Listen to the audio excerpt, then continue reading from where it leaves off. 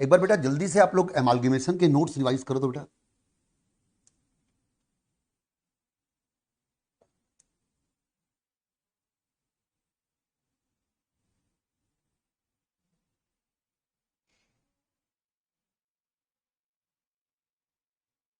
Good afternoon.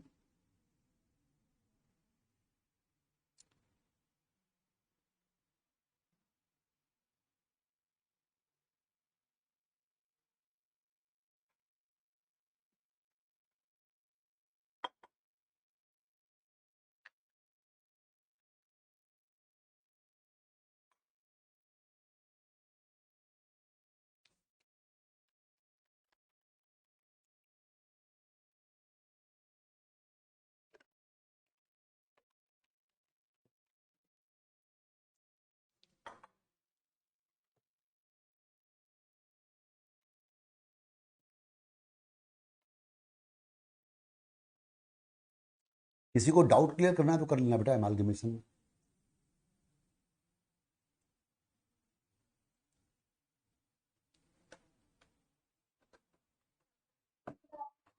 Good afternoon Diksha.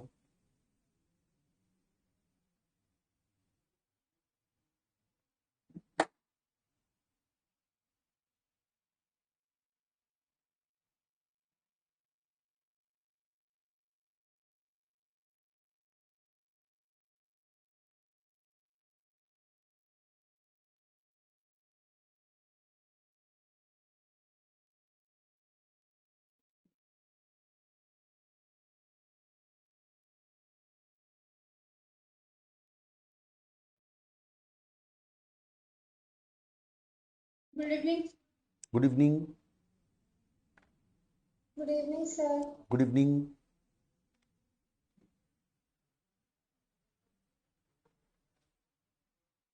Good evening sir. Good evening.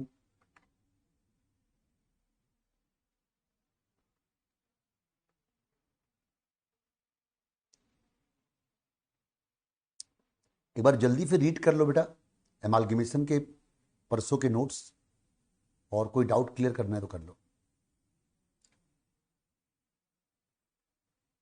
Good evening sir. Good evening.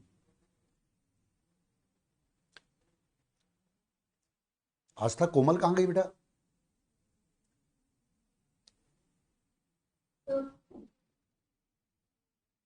Sir वो दूसरे में है, दूसरे लैपटॉप से कर रही है। अच्छा,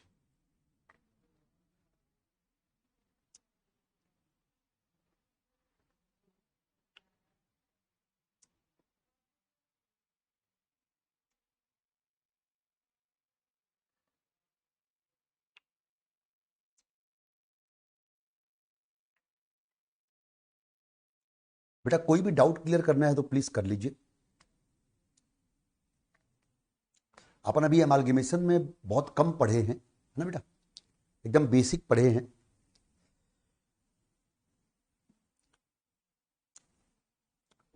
बस बेटा जो काम की चीज पढ़े हैं ना आप एमालगेमेशन में, वो इस एग्जाम्पल में कवर हो जाता है। वेंडर कंपनी की बेनिफिट दी हुई है आपको, आइडिया सेल्युलर की बेनिफिट दी हुई है, इक्विटी शेयर और प्रीफरेंस शेयर को फोकस कीजिए बेटा।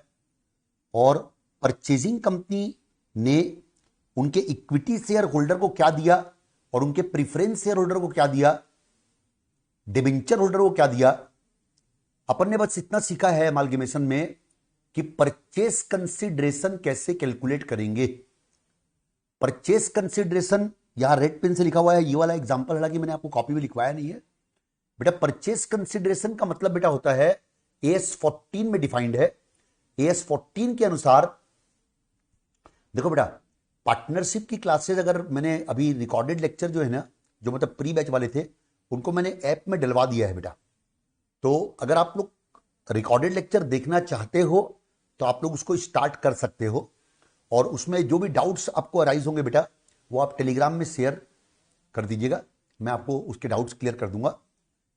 डेली जो मैं होमवर्क देता था ना, उसको अगले दिन की क्लास में उसको मैं पूरा बनवाता भी था जल्दी जल्दी, तो आपको होमवर्क के भी आंसर अगली क्लास में मिल जाया करेंगे। तो बेटा परचेस कंसिडरेशन की डेफिनेशन बस अपन लोगों ने पढ़ी है बेटा। बस मेन बात याद रखिएगा, परचेस कंसिडरेशन का मतलब होता है बेटा परचेजिंग कंपनी वेंडर कंपनी के इक्विटी शेयर होल्डर और प्रीफरेंस शेयर होल्डर को जो भी देगी वो पीसी में आएगा। बेटा एक ये जो मैंने डायग्राम बनवाया है ना, इस डायग्राम को आप लोग देख लीजिएगा बेटा। पीसी निकालने के लिए ये एक फॉर्मेट है, for equity share holder of vendor company, for preference share holder of vendor company, number of share issued by purchasing company into issue price पर शेयर, और उसमें कैश जो देगी उसको जोड़ देंगे। Number of preference share issued by purchasing company vendor company, जो cash पे करेंगे उसको अपन ऐड कर देंगे। ये आपका है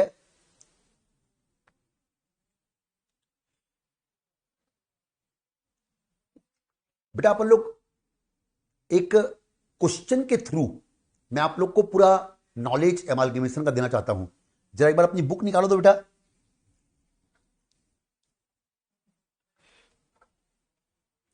कोई ऐसा स्टूडेंट हो क्लास में बेटा जिसके पास बुक नहीं है, वो एक बार हाथ ऊपर कीजिए बेटा। जिनके पास बुक नहीं है बेटा,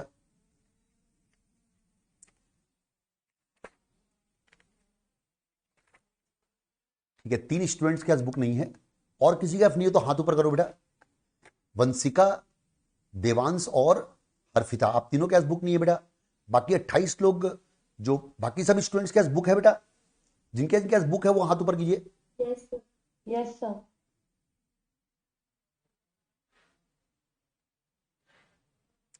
ठीक, वेरी गुड। और जिनके पास बुक है वो हाथ ऊपर कीजिए बेटा। ठीक है, तो आप 3 स्टूडेंट्स के पास बुक नहीं है बेटा, तो आप 3 स्टूडेंट्स क्या कीजिएगा, अपना पीडीएफ में जो मैंने आपको एमालगेमेशन भेजा है ना, उसको देख लीजिएगा, तो उससे अभी आपका काम चल जाएगा एक बार। अब बेटा मैं भी बुक निकाल रहा हूं, आप भी बुक निकाल लो।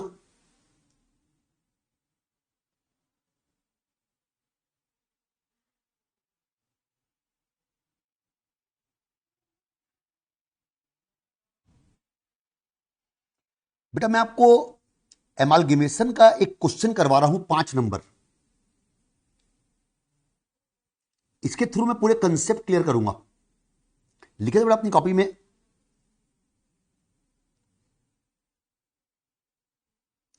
आंसर नंबर 5, ऐसे रेड पेन से लिखना बेटा, हेडिंग। क्वेश्चन पढ़िए एक बार। Following is the balance sheet of P limited and B limited. Land building 25 lakh 15 lakh, plant machine 32 50 17 lakh, furniture fitting 575 350, investment 7 lakh और 5 lakh, stock 12 50 9 50, debtors 9 lakh 10 30, cash and bank balance 7 25 और 5 20। एक बार बेटा टोटलिंग चेक कर दो सब लोग, एक बार कैलकुलेटर लो और कैलकुलेटर लेके टोटलिंग चेक करो।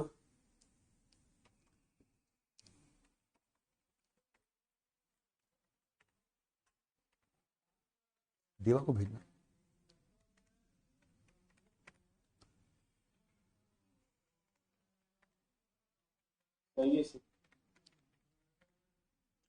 जो नॉर्मल वाला कैलकुलेटर लेके आओ तो।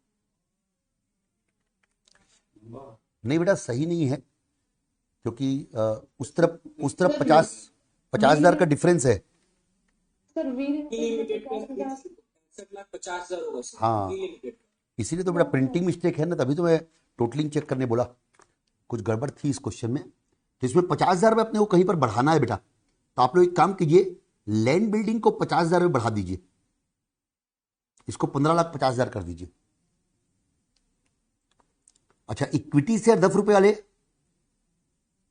Preference share 14% 22 lakh 17 lakh, general reserve 5 lakh 2 lakh 50,000। एकदम छोटा वाला कैलकुलेटर जो नॉर्मल रहता है। Export profit reserve, investment round reserve, PL account, 13% debenture, trade creditor, other current liability. 2 companies की बेनिफिट दी हुई है, नीचे आइए।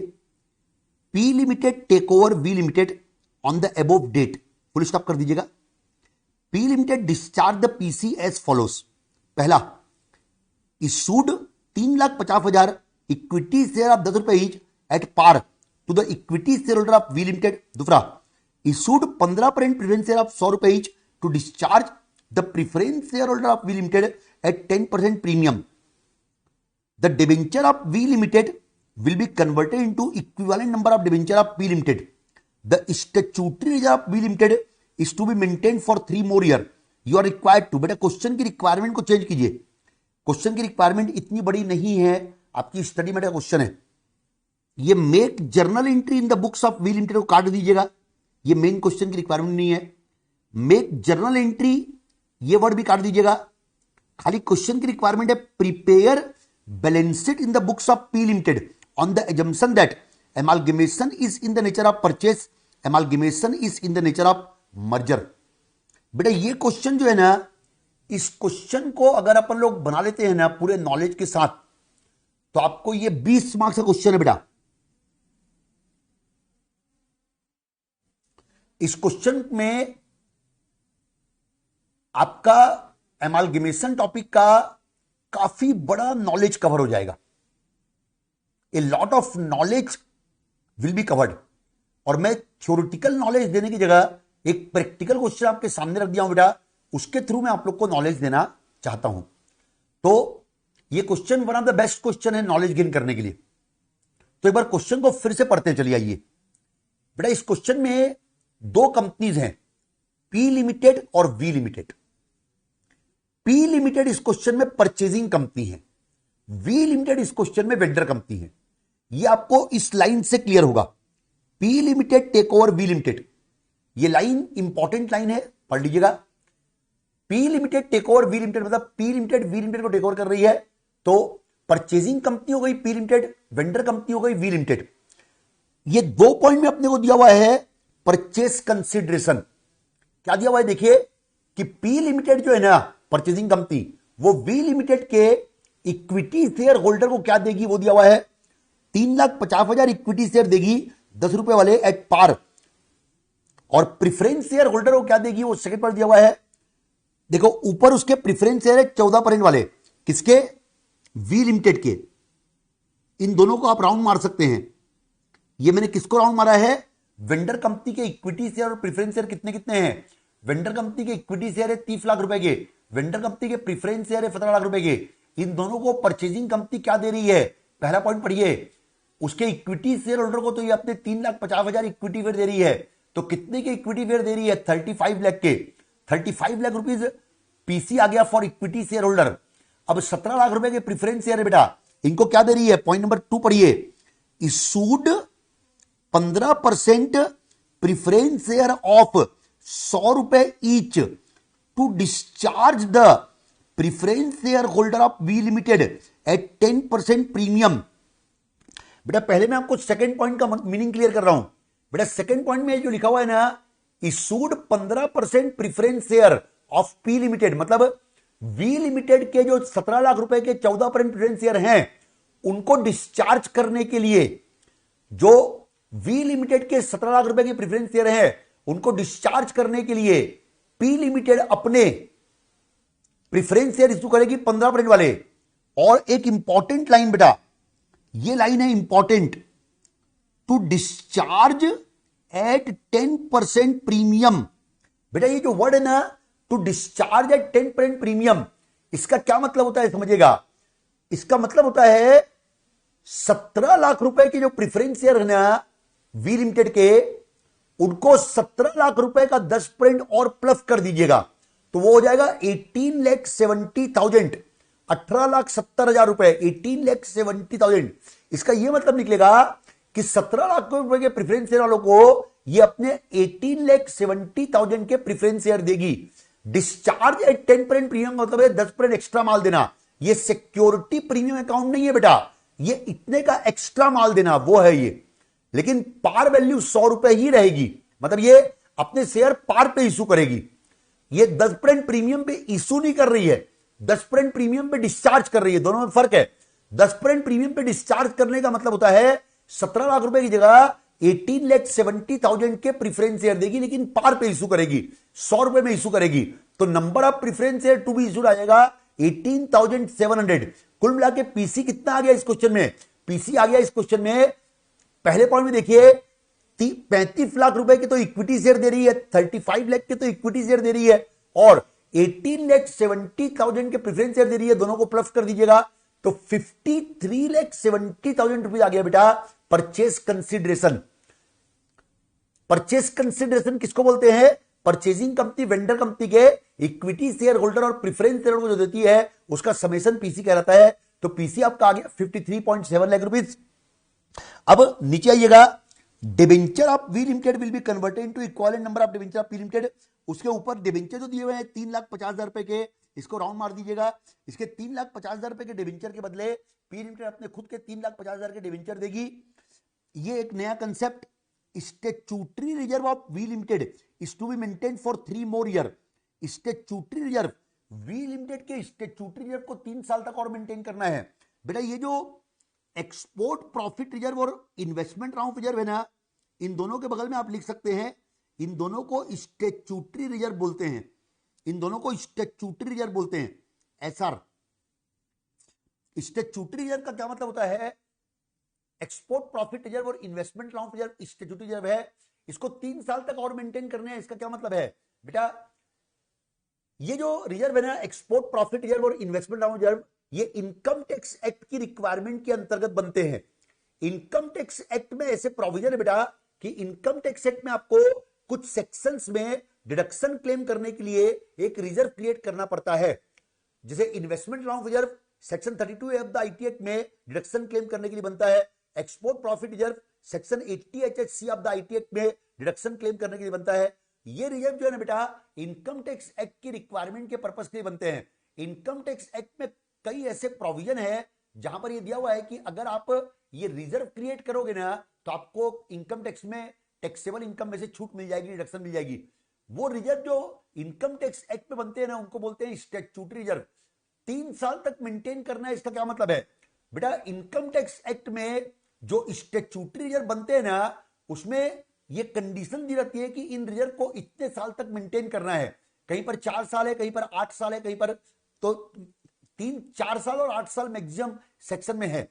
तो 3 साल और बचे। इसका ये मतलब हुआ कि जैसे मान लो investment round for export profit reserve के लिए 8 साल की लिमिट थी, तो इनको ये रिजर्व बनाए हुए 5 साल हो गए हैं। 5 साल से ये रिजर्व बैलेंस शीट में आ रहे हैं। अभी 3 साल तक इनको ये रिजर्व और मेंटेन करना है।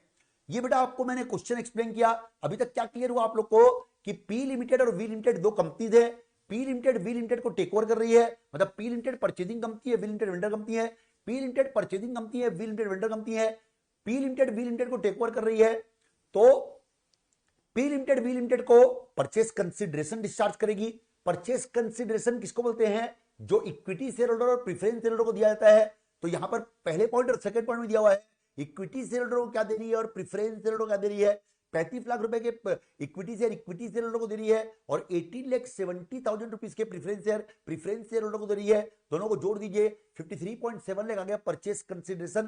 पहले पीसी निकाल लिया आपने, फिर लिखा हुआ है कि डिबेंचर होल्डर को सेम नंबर ऑफ डिबेंचर में कन्वर्ट किया जाएगा। मतलब उसके जो डिबेंचर है ऊपर 3,50,000 रुपए के डिबेंचर हैं, तो 3,50,000 रुपए के डिबेंचर के बदले अपने 3,50,000 के डिबेंचर दे दिए। यहां तक हो गया है। अब इसके बाद क्वेश्चन में क्या दिया हुआ है? इसके बाद क्वेश्चन में दिया हुआ है कि स्टैट्यूटरी रिजर्व को 3 साल तक और मेंटेन करना है। मतलब वी लिमिटेड के जो एक्सपोर्ट प्रॉफिट रिजर्व और इन्वेस्टमेंट रिजर्व है उसको 3 साल तक और मेंटेन करना है। अब क्वेश्चन की रिक्वायरमेंट क्या है? क्वेश्चन की रिक्वायरमेंट को माय डियर फ्रेंड्स फोकस करेंगे। क्वेश्चन की रिक्वायरमेंट है बेटा, पी लिमिटेड की बैलेंस शीट बनाओ। पी लिमिटेड मतलब परचेजिंग कंपनी। अक्सर क्वेश्चन में आपको क्या क्या पूछती है इंस्टीट्यूट? 3 चीजें पूछती है। वेंडर कंपनी की बुक्स क्लोज करो, परचेजिंग कंपनी की बुक में एंट्री मारो और परचेजिंग कंपनी की बैलेंस शीट तैयार करो। ये 3 रिक्वायरमेंट रहती है मैक्सिमम क्वेश्चन में। तो यहां पर आपको परचेजिंग कंपनी की बैलेंस शीट पूछा है, पी लिमिटेड की बैलेंस शीट पूछा है, और साथ में आपके सामने एक एकदम नई चीज आपको दिख रही होगी बेटा, वो दिख रहा है, ये मान के पी लिमिटेड की बैलेंस शीट बनाओ कि amalgamation is in the nature of purchase, amalgamation is in the nature of merger. इसको बेटा आप लोग हाइलाइटर से हाईलाइट कर लो।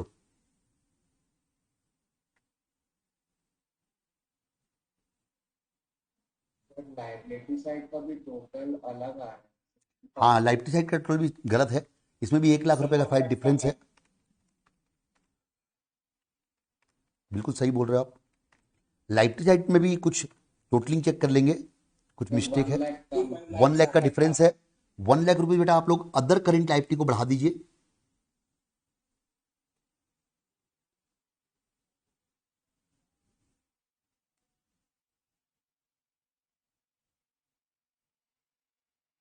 हाँ भाई दोस्तों, तो क्वेश्चन में क्या बोला है, पी लिमिटेड की बैलेंस शीट बनाओ, मतलब परचेजिंग कंपनी की बैलेंस शीट बनाओ on the assumption that amalgamation is in the nature of purchase, amalgamation is in the nature of merger.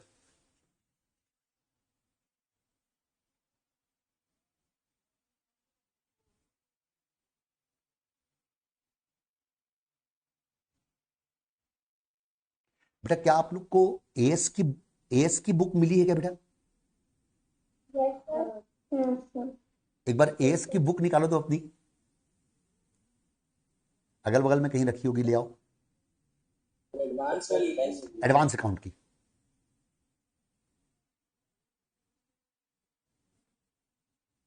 Sir शायद नहीं मिली है।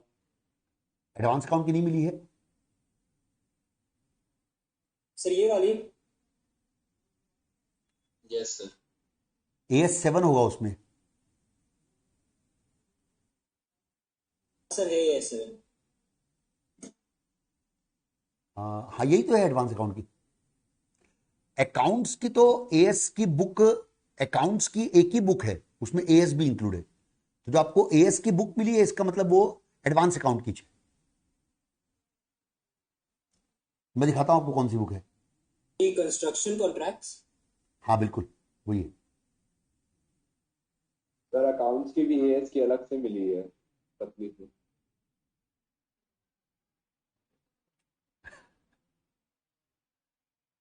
अकाउंट्स की एएस कहां मिल गई यार? Sir for construction contract. हाँ बेटा,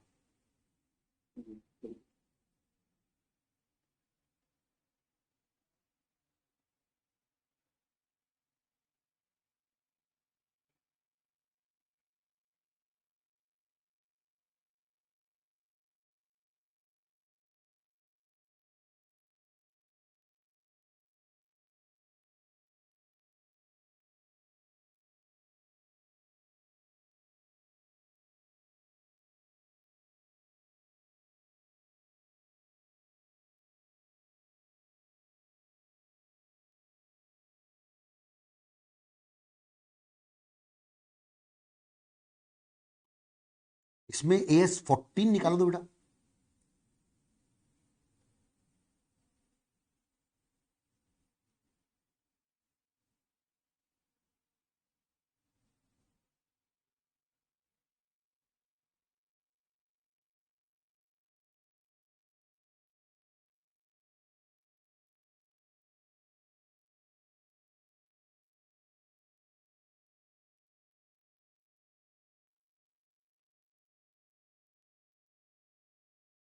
ये देखिए ये वाला एएस 7, इसमें आगे बढ़ेंगे ना आप तो इसमें आपको एएस 14 मिलेगा। ये रहा, ये है एएस 14, 2 पेज का है, मेरे हाथ से लिखे हुए नोट से। बताओ कौन कौन स्टूडेंट यहां पहुंच गए हैं, हाथ ऊपर कीजिए एक बार।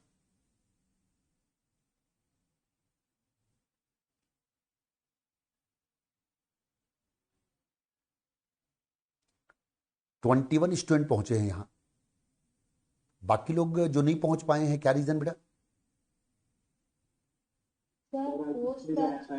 बाय पोस्ट लगा दिए सर, मेरे को ग्रुप अच्छा। 1 की बुक्स मिल गई है, ग्रुप 2 की वो लोग लगा दिए सर।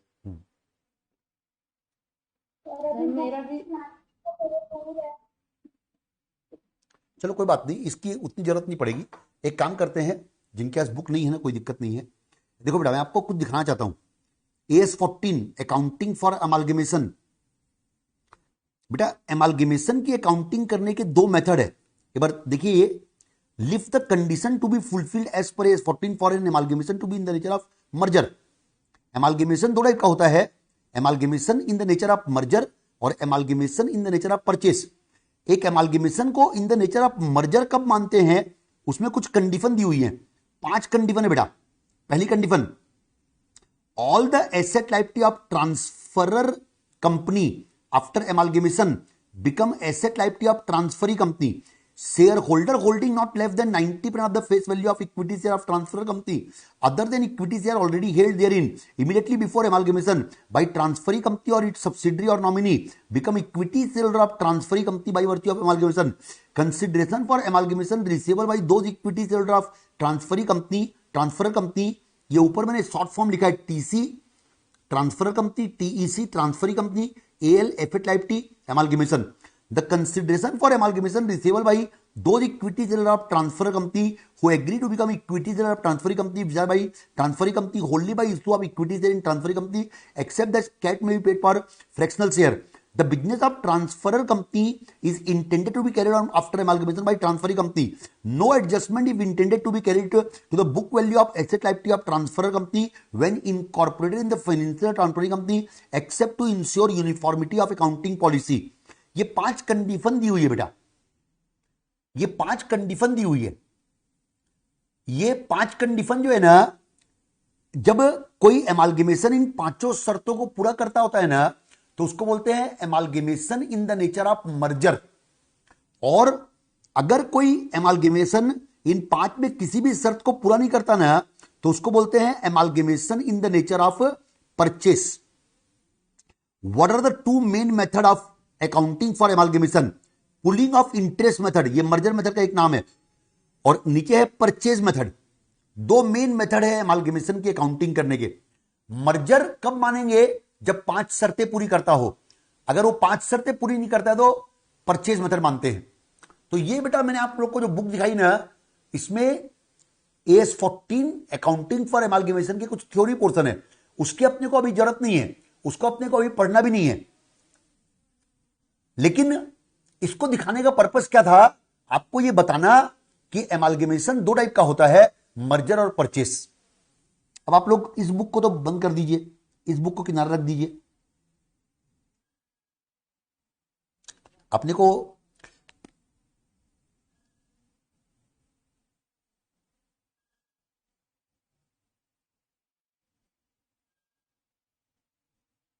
बेटा ये जो क्वेश्चन ना 5 नंबर, इस क्वेश्चन का डिटेल नॉलेज अपन 2 दिन में बनाएंगे. इस क्वेश्चन को आज और कल.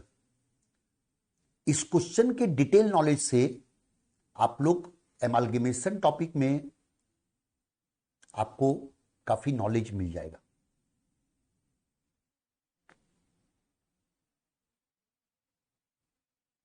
बेटा मैं आप लोग को एक फंडा क्लियर कर रहा हूं. ये फंडा है बेटा, ये क्या है? एमालगेमेशन 2 टाइप का होता है. Amalgamation in the nature of purchase, ये देखिए आप लोग, और amalgamation in the nature of merger.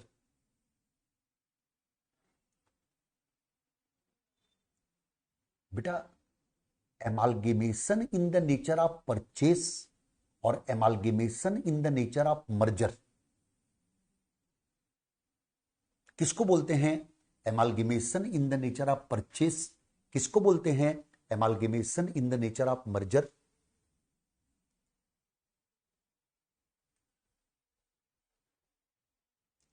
बेटा अकाउंटिंग स्टैंडर्ड 14 में एमालगेमेशन को, व्हाट इज एमालगेमेशन? एक कंपनी के द्वारा दूसरी कंपनी को खरीदना. एमालगेमेशन को 2 पार्ट में डिवाइड किया गया है, merger method, purchase method. Amalgamation in the nature of merger पूरा नाम है, लेकिन शॉर्ट है merger method. Amalgamation in the nature of purchase पूरा नाम है, शॉर्ट फॉर्म है परचेज मेथड. AS14 एमालगेमेशन को 2 पार्ट में डिवाइड करता है बेटा, merger method, purchase method.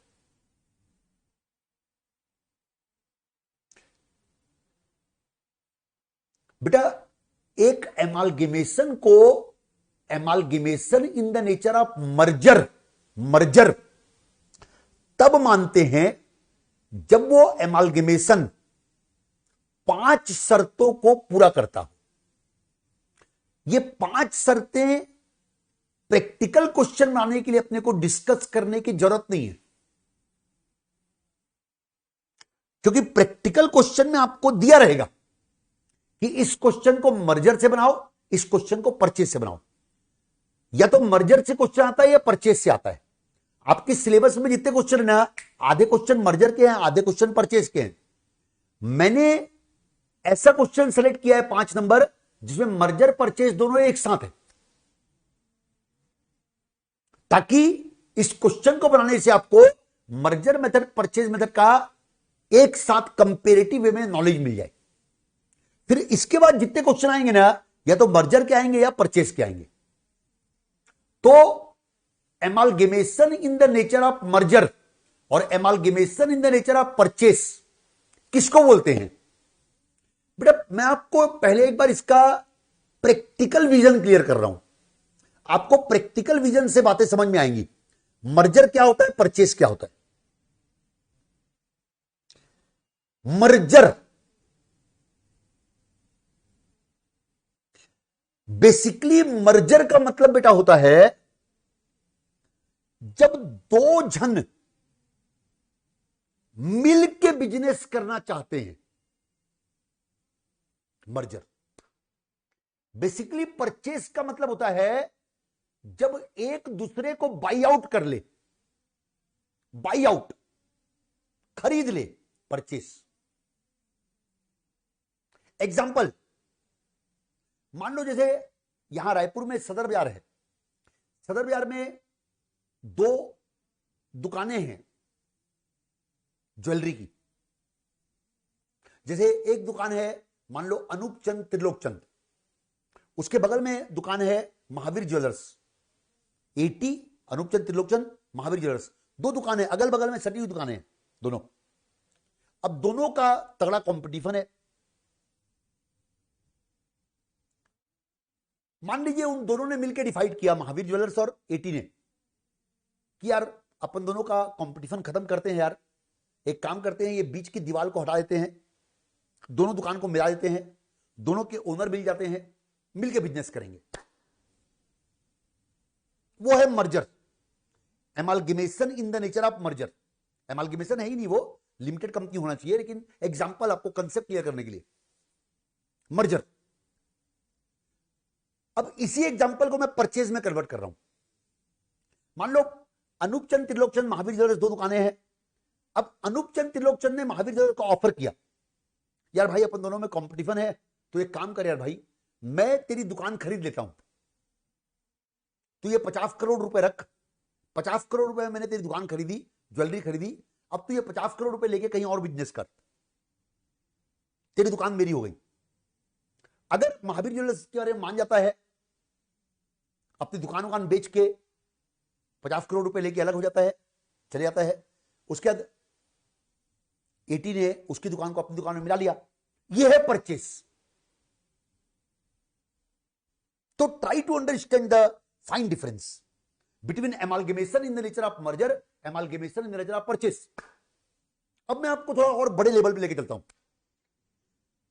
Basically बेटा amalgamation in the nature of merger में क्या होता है कि एक कंपनी दूसरी कंपनी को खरीदती है, ऑन बुक्स ये शो करते हैं कि हमने आपको खरीदा, लेकिन इन फैक्ट किसी ने किसी को खरीदा नहीं है, दोनों मिलकर बिजनेस कर रहे हैं, वो मर्जर हो गया। एग्जांपल, आईसीआईसीआई लिमिटेड और आईसीआईसीआई बैंक लिमिटेड। आज से 6-7 साल पहले आईसीआईसीआई लिमिटेड अलग कंपनी थी और आईसीआईसीआई बैंक लिमिटेड अलग कंपनी थी। आईसीआईसीआई लिमिटेड अलग कंपनी थी बेटा, फाइनेंशियल इंस्टीट्यूशन था वो, और आईसीआईसीआई बैंक लिमिटेड अलग कंपनी थी, वो बैंक था। आज आईसीआईसीआई लिमिटेड बंद हो गई है, आज खाली आईसीआईसीआई बैंक लिमिटेड है। जानते हैं क्यों? क्योंकि 5-6 साल पहले आईसीआईसीआई बैंक लिमिटेड ने आईसीआईसीआई लिमिटेड को खरीद लिया था, उनका एमालगेमेशन हुआ था। आईसीआईसीआई बैंक लिमिटेड ने आईसीआईसीआई लिमिटेड को खरीद लिया था। वो जो आईसीआईसीआई बैंक लिमिटेड ने आईसीआईसीआई लिमिटेड को खरीदा ना, उसको कहा गया amalgamation in the nature of merger. Merger क्यों? क्योंकि मर्जर की शर्तें पूरी हो रही थी। बेसिकली बेटा हुआ क्या था, आईसीआईसीआई बैंक लिमिटेड ने आईसीआईसीआई लिमिटेड को टेक ओवर करके उनको जो परचेज कंसिडरेशन डिस्चार्ज किया ना, वो पूरा अपने इक्विटी शेयर दे दिए। तो वहां के जो इक्विटी शेयर होल्डर थे किसके, आईसीआईसीआई लिमिटेड के, वो आईसीआईसीआई बैंक लिमिटेड के इक्विटी शेयर होल्डर बन गए। मतलब दोनों के ओनर मिल गए ना, दोनों के ओनर मिल गए, शेयर होल्डर ओनर दोनों के ओनर मिल गए, दोनों की एसेट लाइबिलिटी एक हो गई। बुक्स में शो कर रहे हैं हमने आपको खरीदा, एक्चुअल में दोनों मिलकर बिजनेस कर रहे हैं। एक और एग्जांपल मर्जर का, रिलायंस इंडस्ट्रीज, जब मुकेश अंबानी, जब धीरूभाई अंबानी की डेथ हुई ना, तो उसने मुकेश अंबानी और अनिल अंबानी के बीच में अपनी कई कंपनीज थी, उन कंपनीज का बंटवारा कर दिया था। तो मुकेश अंबानी के हिस्से में जो 10-12 कंपनी आई ना, तो मुकेश अंबानी ने क्या किया, 10-12 कंपनी थी उसके हिस्से में, उसने क्या किया, अपनी एक फ्लैगशिप कंपनी बनाई रिलायंस इंडस्ट्रीज लिमिटेड, और रिलायंस इंडस्ट्रीज लिमिटेड ने उन पूरी 10-12 कंपनीज को टेक ओवर कर लिया। वो पूरी 10-12 कंपनी रिलायंस इंडस्ट्रीज में आ गई, और उनके जो भी शेयर होल्डर थे ना उन 10-12 कंपनीज के, उनको रिलायंस इंडस्ट्रीज ने अपने शेयर दे दिए। वो मर्जर था। मर्जर इसलिए था कि वो सब मिलकर बिजनेस कर रहे हैं, उनके ओनर मिल गए, कोई किसी को खरीद नहीं रहा है। बुक्स में दिखा रहे हैं कि हमने आपको खरीदा, एक्चुअल में खरीद नहीं रहे हैं, एक्चुअल में मिलकर बिजनेस कर रहे हैं, वो मर्जर। तो amalgamation in the nature of merger. Merger fundamentally conceptually clear होना चाहिए आप लोग को बेटा, कि मर्जर में वास्तव में इनफैक्ट दोनों मिलकर बिजनेस करते हैं। बुक्स में शो करते हैं हमने आपको खरीद लिया, लेकिन दोनों मिलकर बिजनेस करते हैं। मैंने आपको एग्जांपल दिया अनूप चंद्र त्रिलोकचंद और उसका। Purchase, amalgamation in the nature of purchase क्या होता है, जिसमें एक दूसरे को बाई आउट कर लेता है, एक दूसरे को उसके बिजनेस को खरीद के उसको बाहर कर देता है, भाई तू कहीं और जाए काम कर। एग्जांपल, टाटा स्टील्स लिमिटेड ने एक कंपनी कोरस लिमिटेड उसको टेक ओवर किया था, यूके की कंपनी थी। टाटा स्टील्स ने उसको टेक ओवर किया और उसको पूरा का पूरा कंसिडरेशन पे किया कैश में। 15-16 हजार करोड़ रुपए में वो कंपनी परचेस की थी टाटा स्टील्स ने कोरस लिमिटेड को। वो पूरा कोरस लिमिटेड को टेक ओवर करके 15-16 हजार करोड़ रुपए पूरा का पूरा कैश पे कर दिया। कोरस लिमिटेड के जो शेयर होल्डर थे ना, वो कैश लेके चले गए। वो है amalgamation in the nature of purchase. तो आपको मेरे इस डिस्कशन से एक फंडा ये क्लियर होना चाहिए बेटा कि एमालगेमेशन दो टाइप का होता है, amalgamation in the nature of merger, amalgamation in the nature of purchase. Exam point of view से इसका क्या रिलेवेंस है, क्वेश्चन मर्जर का है कि परचेस का है, पहले वो अपने को देखना पड़ता है। क्योंकि मर्जर में तेरा क्वेश्चन कैसे बनेगा, AS 14 में उसके रूल दिए हुए हैं। परचेज में तेरा क्वेश्चन होगा तो कैसे बनेगा, AS 14 में उसके अलग रूल दिए हुए हैं। ये क्वेश्चन जो बनवा रहा हूं 5 नंबर, इसमें मर्जर मेथड भी है और परचेज मेथड भी है। और परचेजिंग कंपनी ने पी लिमिटेड की बैलेंस शीट बनाने बोला है, परचेजिंग कंपनी की बैलेंस शीट बनाने बोला है। आप लोग बेटा अभी अभी फाउंडेशन पास करके आए हो, तो आप लोग को इस क्वेश्चन में काफी वाइड स्प्रेड नॉलेज की जरूरत है।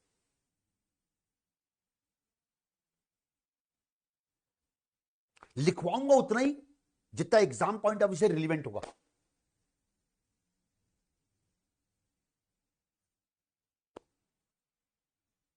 अब मैं आप लोग को कुछ पूछना है, किसी को मर्जर परचेज में कुछ भी? सर मुझे डाउट है। हाँ बोलिए। सर जो जनरल डेफिनेशन है मर्जर की, उसमें तो ये बोला जाता है कि दो एंटिटीज कंबाइन हो रही है, बट तीसरी एंटिटी के नाम से काम करती है, जैसे हाँ समझ गया, मैं समझ गया, मर्जर हुआ, मैं समझ गया। हाँ तो सर यहाँ पे जो कर रहे हैं वो तो थोड़ा अलग है। बिल्कुल। यहां पर बेटा मर्जर जो वर्ड है ना, उसका एक लीगल मीनिंग है। मतलब जैसे इन्होंने कहा कि सर मर्जर का अपन नॉर्मली ये मतलब निकालते हैं कि दो एंटिटी मिल रही है और एक तीसरी कंपनी बन रही है, वो दोनों एंटिटी मिलके एक तीसरी कंपनी बन रही है, तीसरी कंपनी इन दोनों को टेक ओवर कर रही है, उसको मर्जर बोलते हैं। यहां पर मर्जर का वो मतलब नहीं है। यहां पर मर्जर का लीगल मीनिंग है, एक कंपनी जैसे इस क्वेश्चन में पी लिमिटेड वी लिमिटेड को परचेस कर रही है, तो वी लिमिटेड बंद हो जाएगी, पी लिमिटेड उसको टेक ओवर कर लेगी। ये एमालगेमेशन है।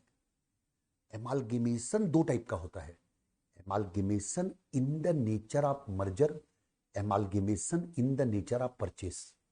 एक कंपनी दूसरी कंपनी को खरीद भी रही है ना, तो उसको मर्जर भी कहा जा सकता है और परचेस भी कहा जा सकता है। मर्जर कब बोलेंगे, परचेस कब बोलेंगे, अगर 5 कंडीशन फुलफिल होंगी, जिन 5 कंडीशन की अपने को अभी जरूरत नहीं है। अगर 5 कंडीशन फुलफिल होंगी मर्जर, वो कंडीशन फुलफिल नहीं होंगी तो purchase. Exam point of view से क्वेश्चन में अपने को ये दिया रहता है कि इस क्वेश्चन को मर्जर से बनाओ, इस क्वेश्चन को परचेस से बनाओ। सर हम लोग जो पार्टनरशिप में एमालगमेशन कर रहे थे वो मर्जर में कहता था ना? हाँ, पार्टनरशिप में अपन जो एमालगमेशन पढ़ रहे थे बेटा, उसमें मर्जर या परचेस की बात अपन इसलिए नहीं कर सकते बेटा क्योंकि उसके लिए कोई अकाउंटिंग स्टैंडर्ड नहीं था। लेकिन आपके क्वेश्चन का आंसर यह है कि वो मर्जर था, यस, क्योंकि वो दोनों फर्म मिलके बिजनेस कर रही थी बेटा, कोई किसी को खरीद नहीं रहा था, है ना, कोई किसी को कंपटीशन से बाहर नहीं कर रहा था। तो एमालगमेशन ऑफ फर्म टॉपिक जो आपने पढ़ा है ना, वो मर्जर था, यस। यहाँ पे amalgamation in the nature of merger काम है, बैलेंस शीट में परचेज बोल क्यों शो करते हैं? क्या बोले बेटा? यहाँ पे आप बोले कि amalgamation in the nature of merger काम है, मर्ज करते हैं लेकिन परचेज करके शो करते हैं बैलेंस शीट में। नहीं, लीगल फॉर्म क्या है बेटा? लीगल फॉर्म है ये दिखाना कि पी लिमिटेड ने वी लिमिटेड को खरीदा। देखो शब्द पे मत जाइए, परचेस और मर्जर, शब्द पे जाएंगे तो इसने उसको खरीदा तो परचेस, दोनों जुड़ गए तो मर्ज। शब्द पे मत जाइए, ये लीगल वर्ड है। Amalgamation in the nature of merger, amalgamation in the nature of purchase are legal terminology. शब्दों की बात करेंगे ना तो क्या दिखेगा? पी लिमिटेड ने वी लिमिटेड को खरीदा, मतलब परचेस किया, वो शब्द हुआ परचेस वहां पर।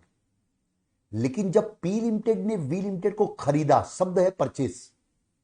और अगर ये जो खरीदा ना, ये 5 कंडीशन को फुलफिल कर रहा है तो उसको अपन बोलेंगे amalgamation in the nature of merger. और अगर ये उन 5 कंडीशन को फुलफिल नहीं कर रहा है तो उसको अपन बोलेंगे amalgamation in the nature of purchase. तो शब्द मत देखिएगा, इसने उसको खरीदा, वो एक कॉमन टर्मिनोलॉजी हो गई। अगर 5 कंडीशन फुलफिल हो रही है, amalgamation in the nature of merger. 5 condition fulfil नहीं हो रही है, amalgamation in the nature of purchase.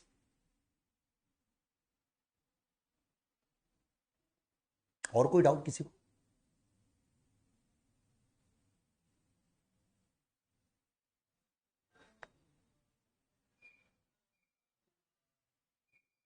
Sir अगर 5 में 4 कंडीशन फुलफिल होगी, एक नहीं होगी तो उसको परचेज नेचर, परचेज वाला बोलेंगे। यस, 5 कंडीशन फुलफिल होनी चाहिए।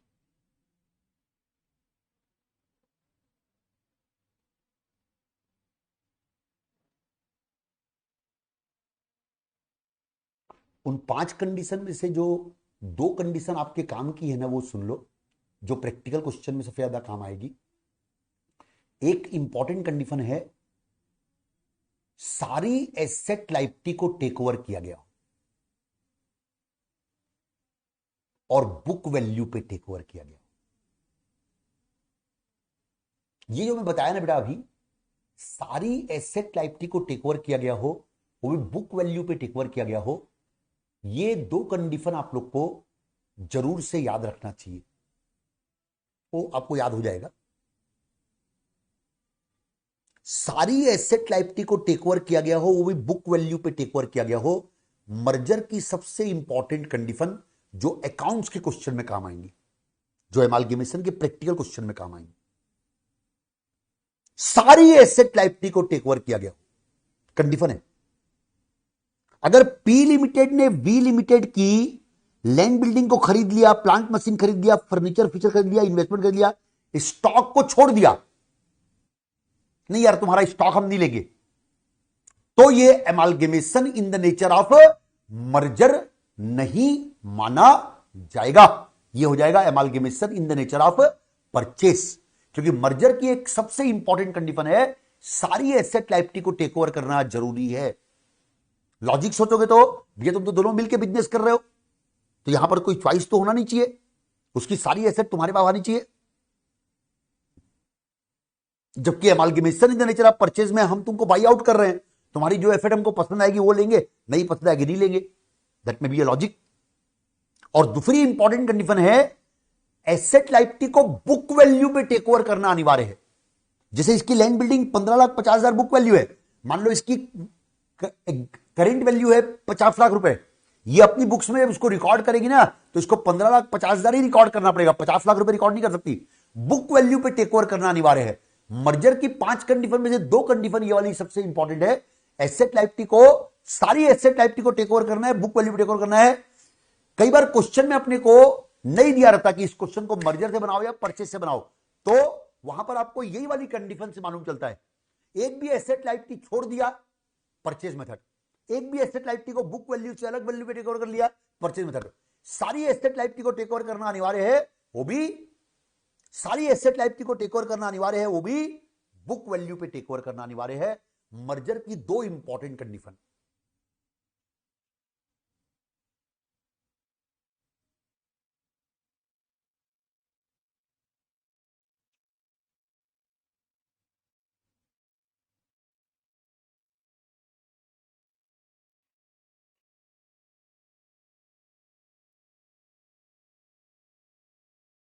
हाँ भाई दोस्तों, तो बेटा एमालगेमेशन टॉपिक में अंदर घुस गए हो आप लोग, और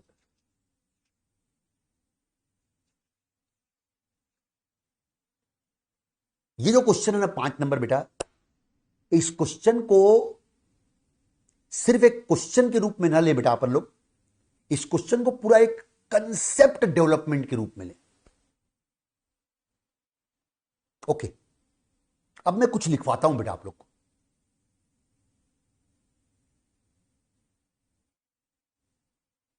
मैं आपको लिखवाता हूं। मैं आपको क्या नहीं लिखवाऊंगा वो सुनिएगा। मैं आपको अभी ये नहीं लिखवाऊंगा कि एमालगेमेशन 2 टाइप का होता है, amalgamation in the nature of merger, amalgamation in the nature of purchase, ये मैं आपको नहीं लिखवाऊंगा। ये आपको धीरे धीरे आप यूज टू हो जाओगे। मैं आपको लिखवाऊंगा इस क्वेश्चन में परचेस कंसिडरेशन लिखवाऊंगा पहले, और फिर जो क्वेश्चन का ये सेकंड पार्ट है मर्जर, इसको पहले बनवाऊंगा, परचेस को बाद में बनाऊंगा। पहले मर्जर बनाएंगे फिर परचेस बनाएंगे। यानी क्या पूछा है अपने क्वेश्चन में, परचेजिंग कंपनी की बेनिफिट पूछा है। कौन से मेथड से, मर्जर मेथड से और परचेज मेथड से। तो चलिए आंसर नंबर 5 लिखिए।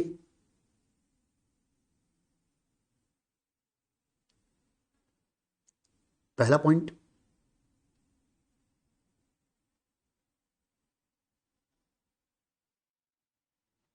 As per AS 14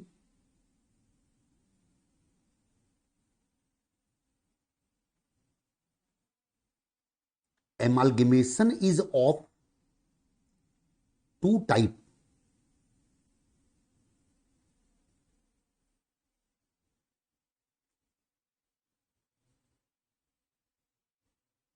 flow chart के फॉर्म में लिख लो बेटा।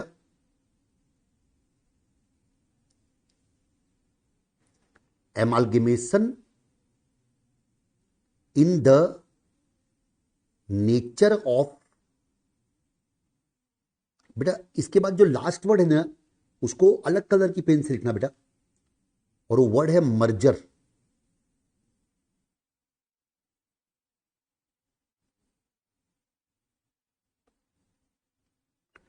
amalgamation in the nature of merger,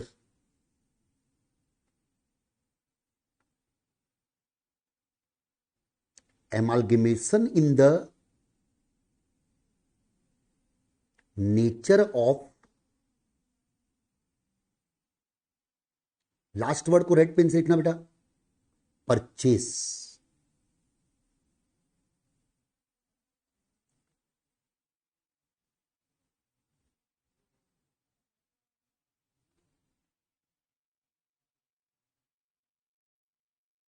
अब इनका शॉर्ट फॉर्म लिख लो,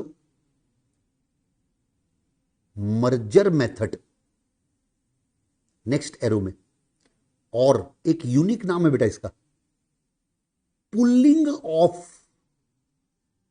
इंटरेस्ट मेथड। हिंदी में इसका मतलब बता रहा हूं, पुलिंग ऑफ इंटरेस्ट का हिंदी मतलब है, पुलिंग यानी इकट्ठा करना, इंटरेस्ट यानी हितों को इकट्ठा करना। हिंदी में किसी को लिखना हो तो पुलिंग ऑफ इंटरेस्ट, यहां इंटरेस्ट का मतलब ब्याज नहीं है नेचुरली, इंटरेस्ट का मतलब है हित, पुलिंग ऑफ इंटरेस्ट हितों को इकट्ठा करना। इससे इस मेथड के का नेचर समझ में आता है, दोनों कंपनी के हितों को इकट्ठा किया गया है, pulling of interest method, merger method का एक और नाम, और इसका शॉर्ट फॉर्म है परचेस मेथड।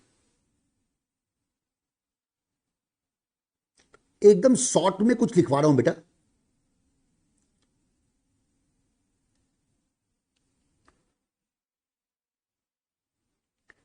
when 5 condition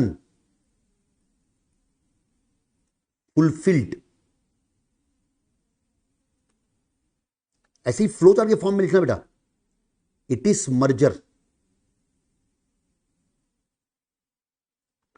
5 शर्तें पूरी होती हैं तो मर्जर।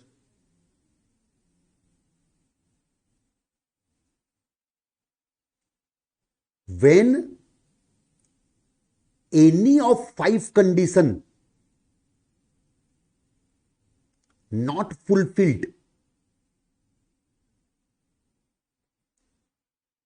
परचेस। ये कॉमा है बीच में, है बेटा। 5 कंडीशन फुलफिल होती है तो मर्जर, 5 में कोई भी कंडीशन एक फुलफिल नहीं होती तो परचेस। एक और arrow, most important 2 condition for accounting purpose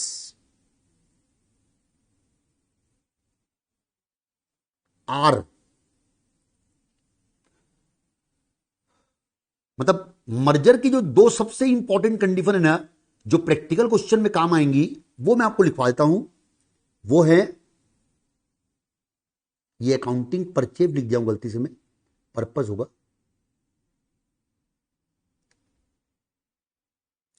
all asset liability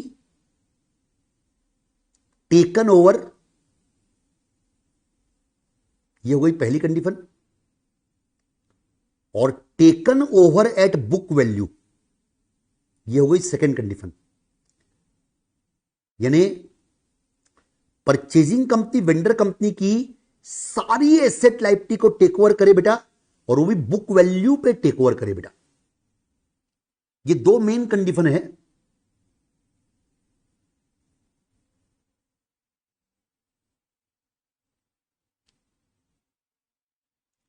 इस फ्लो चार्ट से आपको मर्जर और परचेस का नॉलेज मिला। आपको यह मालूम चला कि अमालगमेशन 2 टाइप का होता है, मर्जर और परचेस। अब बेटा ये हो गया फर्स्ट पॉइंट। अब लिखिए सेकंड पॉइंट। इस क्वेश्चन में आते हैं, computation of PC.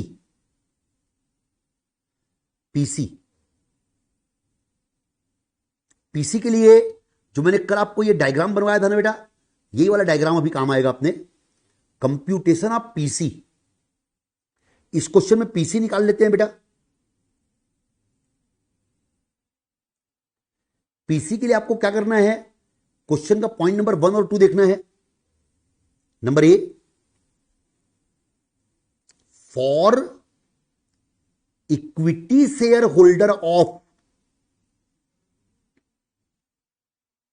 We limited, vendor company का नाम लिखिएगा। For equity share holder of V limited, इसके लिए क्वेश्चन का पहला पॉइंट देखो बेटा, ये वाला, इशूड 3,50,000 इक्विटी शेयर ऑफ 10 रुपए each at par to equity share holder of V limited. बेटा पीसी निकालने के लिए क्या करते हैं अपन लोग, पीसी निकालने के लिए अपन लोग क्या करते हैं, कल के नोट देखिए, number of equity share issued by purchasing company into issue price पर शेयर। इस क्वेश्चन में कुछ कैफ दे नहीं रहे हैं अपन लोग, तो 3,50,000 equity share in P limited at the rate of 10 रुपए ईच, 35 लाख रुपीज आ गया बेटा PC for equity share holder. Number B, for preference share holder of V limited,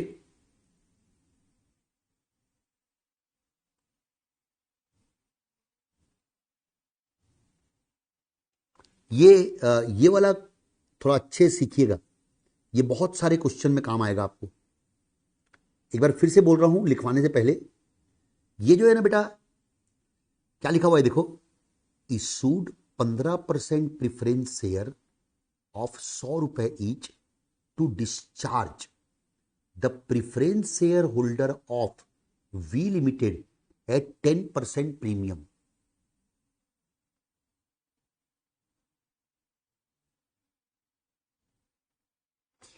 issued 15% preference share of 100 रुपए each to discharge preference share holder of V limited at 10% premium. मतलब P limited ने अपने 15% वाले preference share issue किए 100 रुपए वाले, 100 रुपए वाले, यानी पी लिमिटेड जो परचेजिंग कंपनी है ना, उसने अपने 100 रुपए की फेस वैल्यू वाले प्रिफरेंस शेयर इशू किए to discharge the preference share holder of V limited. Main word है एट 10% प्रीमियम। इसका यह मतलब निकलेगा कि वेंडर कंपनी की बैलेंस शीट में ऊपर जाओ, वी लिमिटेड, उसकी प्रिफरेंस शेयर कैपिटल कितनी है वो देखो, 17 लाख रुपए, 17 लाख रुपए। वेंडर कंपनी की बैलेंस शीट में जो प्रिफरेंस शेयर कैपिटल है ना, उसमें 10% और ऐड कर दो तो वो हो जाएगा 18,70,000 रुपए।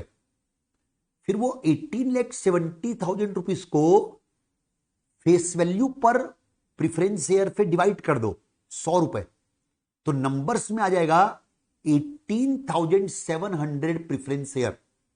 और कंक्लूजन ये निकलेगा कि पी लिमिटेड अपने 18,700 प्रिफरेंस शेयर इशू करेगी 100 रुपए की फेस वैल्यू वाला। इशू प्राइस भी 100 रुपए रहेगी। मिसकॉन्सेप्ट, इशू प्राइस 110 होगी, नो। 10% प्रीमियम पे इशू करना अलग चीज है, 10% प्रीमियम पे डिस्चार्ज करना अलग चीज है। डिस्चार्ज एट 10% प्रीमियम लिखा हुआ है ना, तो उसका मतलब होता है 17 लाख की जगह 18,70,000 के प्रिफरेंस शेयर दिए जाएंगे। लेकिन उसका यह मतलब नहीं होता कि वो 100 रुपए वाला प्रिफरेंस शेयर 110 में इशू करेगी, वो 100 वाला 100 में इशू करेगी। तो number of preference share to be issued निकालेंगे, 18,700 प्रिफरेंस शेयर आएगा। सो ये इंपॉर्टेंट पार्ट है बेटा नॉलेज के लिए। 18,700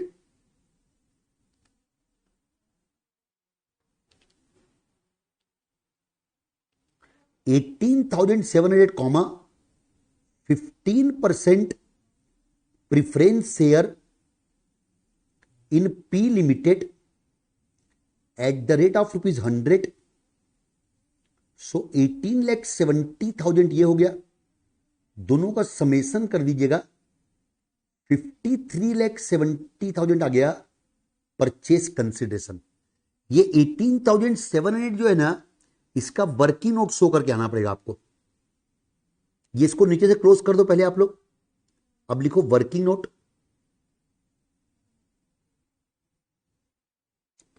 preference share capital of V limited 17 lakh rupees plus 10%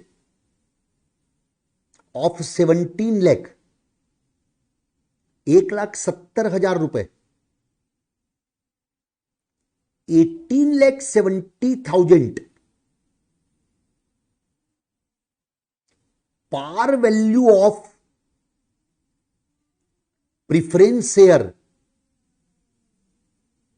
issued by P Limited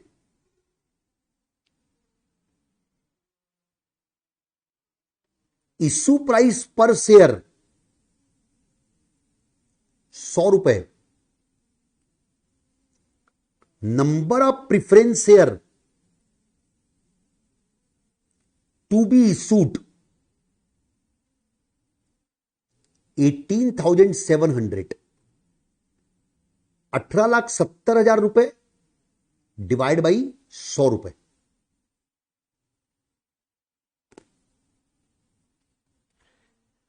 किसी भी एमालगेमेशन के क्वेश्चन को क्रैक करने के लिए सबसे पहला स्टेप रहता है परचेस कंसिडरेशन निकालना। इसलिए मैंने शुरुआत किया है परचेस कंसिडरेशन निकालने से।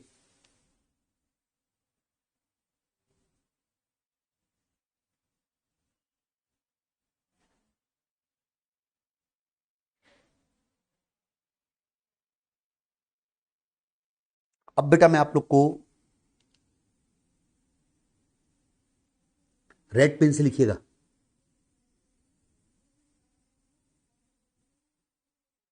रेड पेन से ही लिखिएगा बेटा। How to pass journal entries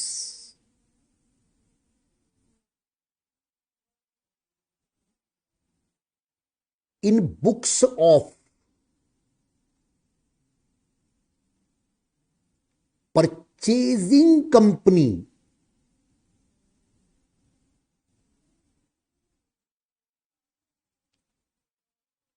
under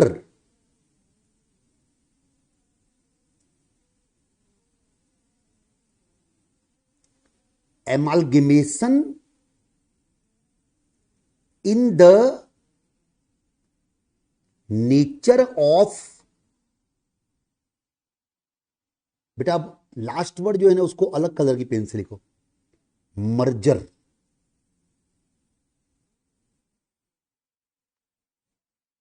how to pass journal entries in the books of purchasing company under amalgamation in the nature of merger. Merger. How to pass journal entries in the books of purchasing company. Journal entries in the books of purchasing company word को invert करो, मैं कर दो बेटा, under amalgamation in the nature of merger. Merger.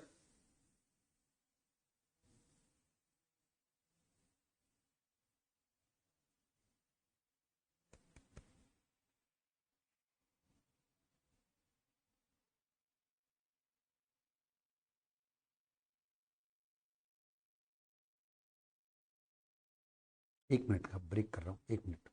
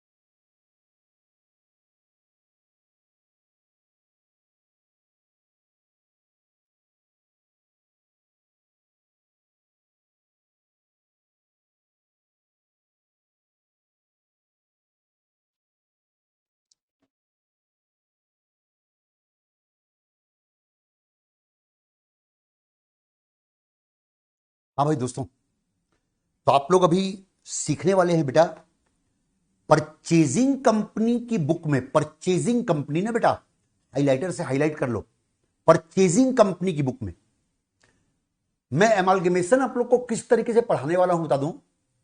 अपन पहले एमालगेमेशन में purchasing company की books में जर्नल एंट्री और परचेजिंग कंपनी की बुक्स में बैलेंस शीट बनाने में एक्सपर्ट होंगे। करीब 15-20 क्वेश्चन अपन बनाएंगे परचेजिंग कंपनी की जर्नल एंट्री और परचेजिंग कंपनी की बैलेंस शीट के, और फिर उन 15-20 क्वेश्चन में परचेजिंग कंपनी का एक्सपर्ट नॉलेज लेने के बाद मैं आपको वेंडर कंपनी की बुक्स में कैसे बुक्स क्लोज करते हैं वो सिखाऊंगा, फिर उसके क्वेश्चन बनाएंगे अपन लोग। ये अपनी अप्रोच रहेगी। तो बेटा अभी मैं आपको परचेजिंग कंपनी की बुक्स में जर्नल एंट्री मारना सिखा रहा हूं। कौन से मेथड से? मर्जर मेथड से।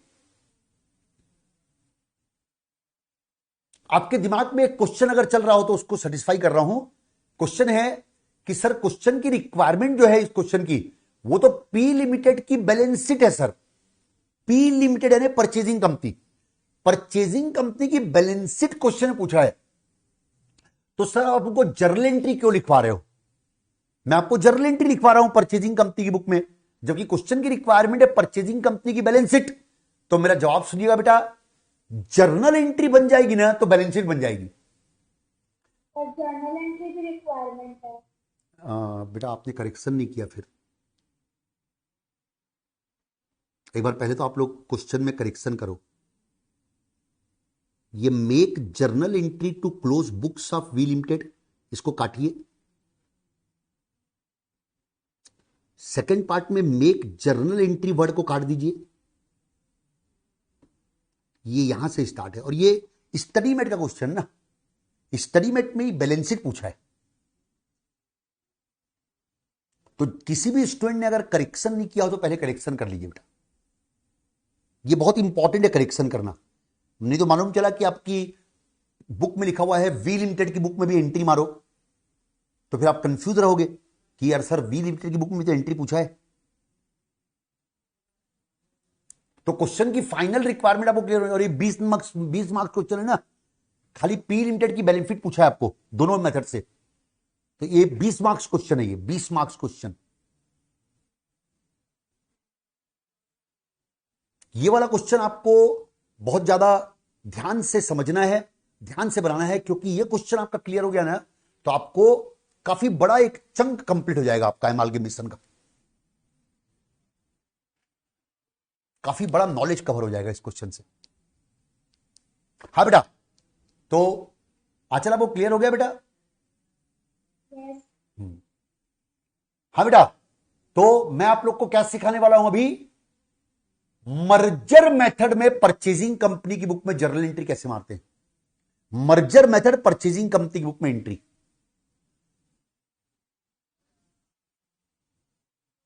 हाँ भाई लिखिए, नॉर्मल पेन से लिखिएगा, journal entry in books of P limited. P limited purchasing company है,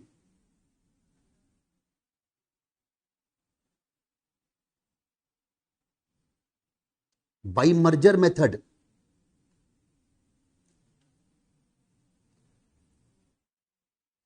पहली entry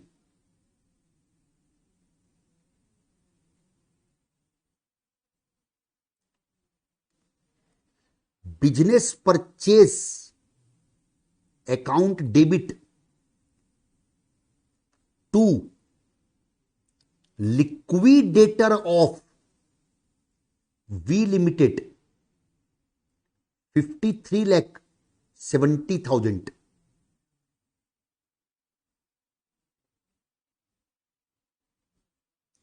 with amount of purchase consideration।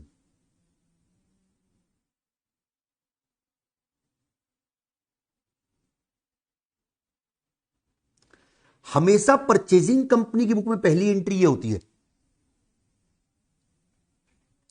Business purchase account debit to liquidator of P limited.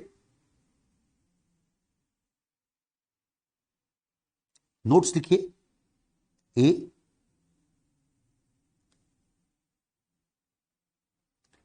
in purchasing company books,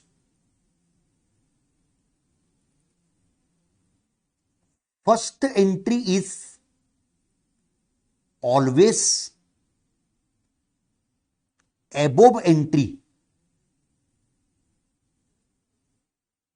with amount of PC.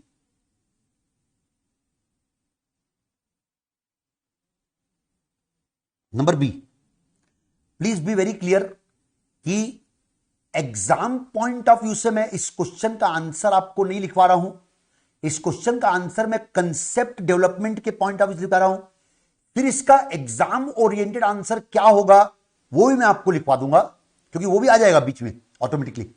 तो at the end अपन लोग classify कर लेंगे कि भैया ये portion हमको एग्जाम में देना है, लेकिन वो एग्जाम ओरिएंटेड आंसर आपको तब समझ में आएगा जब आपका पूरा कंसेप्ट क्लियर होगा। इसलिए मैं पूरा कंसेप्चुअली लिखवा रहा हूं आप लोग को। नंबर बी लिखिए। तो परचेजिंग कंपनी की बुक में हमेशा पहली एंट्री होती है बेटा business purchase account debit to liquidator of vendor limited.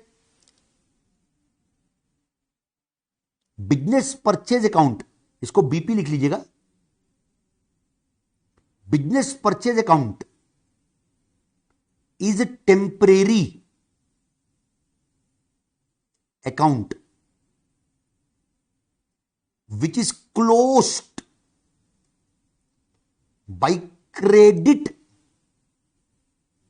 in second entry। तो बिजनेस परचेज अकाउंट एक टेम्परेरी अकाउंट है जो सेकेंड एंट्री में क्रेडिट होके क्लोज हो जाता है। बिजनेस परचेज अकाउंट एक टेम्परेरी अकाउंट है जो सेकेंड एंट्री में क्रेडिट होके क्लोज हो जाता है। सेकेंड एंट्री में क्रेडिट होके क्लोज हो जाता है। तो जो आपने डेबिट मारा है ना बिजनेस परचेज अकाउंट, उसको अपन अभी सेकेंड एंट्री में क्रेडिट मार के क्लोज कर देंगे। इसको मैंने एक नाम दिया है, ये टेम्परेरी अकाउंट है। C point,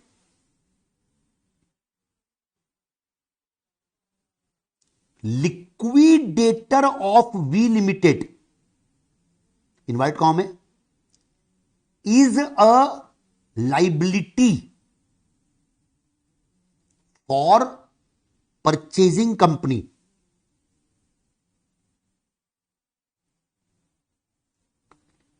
This account will be debited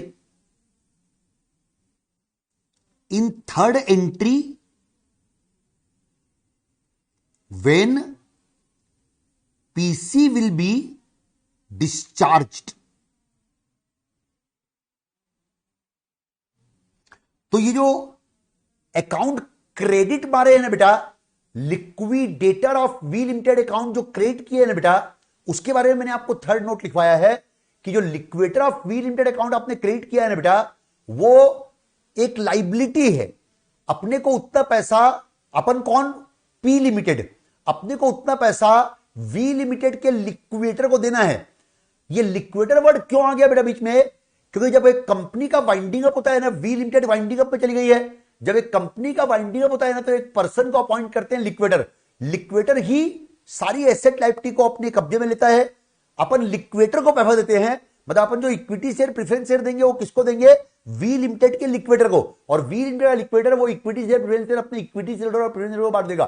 तो इसलिए अपन लोग लायबिलिटी खड़ी करते हैं लिक्विडेटर के नाम से। इसलिए लिक्विडेटर ऑफ वी लिमिटेड को अपन ने क्रेडिट कर दिया। ये अकाउंट थर्ड एंट्री में टोटल 3 एंट्री पास होती है बेटा, टोटल 3 एंट्री पास होती है। एक पीसी रिकॉर्ड करने की, एक बिजनेस टेक ओवर करने की, एक पीसी डिस्चार्ज करने की। यहां लिख लो ऊपर, ये देखो एक बहुत नीट एंड क्लीन लिखिएगा बेटा।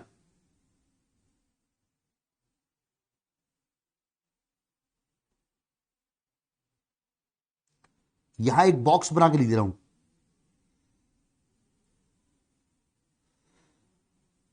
Total 3 entry. पहला, टू रिकॉर्ड पीसी। दूसरा, टू टेक ओवर बिजनेस। और तीसरा, टू डिस्चार्ज पीसी।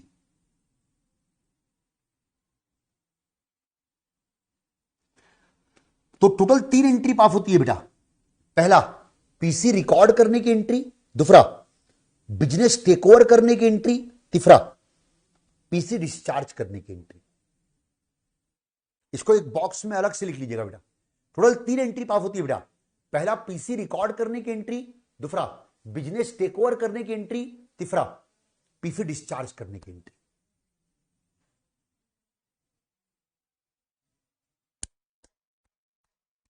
पहली एंट्री अपन मार चुके हैं, पीसी रिकॉर्ड करने की एंट्री। पीसी रिकॉर्ड करने की एंट्री मारेंगे, business purchase account debit to liquidator of vendor company with the amount of PC, with the amount of PC.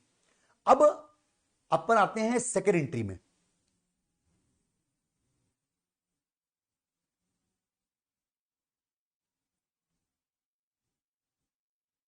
Second entry के बारे में लिखिए, main journal entry. Red pen से लिख लीजिएगा, second entry main journal entry. बेटा बेटा second entry आप लोग को लिखवाने से पहले सेकेंड एंट्री का let me give you the knowledge. बेटा सेकेंड एंट्री में अपन पी लिमिटेड वी लिमिटेड के बिजनेस को टेक ओवर करने की एंट्री मारेंगे। इसके लिए क्या करो, क्वेश्चन में जाओ, प्लीज गो। क्वेश्चन में कहां पर जाओ, क्वेश्चन में वी लिमिटेड की बैलेंस शीट में एसेट साइड में देखो, पी लिमिटेड नहीं, वी लिमिटेड। वी लिमिटेड की बैलेंस शीट में एसेट साइड में देखो, वी लिमिटेड की ये सारी एसेट्स जो है ना बेटा, देखो, land building, plant machine, furniture fixture, investment, debtor, stock, cash, 2 2 4 3 7, ये सातों एसेट्स को पी लिमिटेड टेक ओवर करेगी। इन सातों एसेट्स को सेकेंड एंट्री में डेबिट मार देंगे बुक वैल्यू पे, क्योंकि बुक वैल्यू पे टेक ओवर कर रही है, नीचे दिया भी नहीं है। सातों एसेट्स को 1 बाय 1 डेबिट कर देंगे सेकेंड एंट्री में।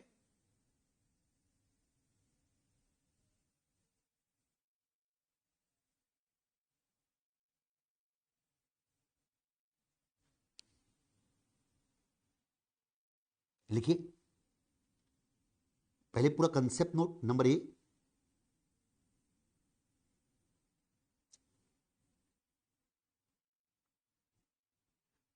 आप लोगों ने, जिन लोगों ने पार्टनरशिप पढ़ा है, सेल कन्वर्जन या एमालगेमेशन ऑफ फर्म पढ़ा है, उसको साइड वे कर देना बेटा। एमालगेमेशन में एकदम अलग अकाउंटिंग है,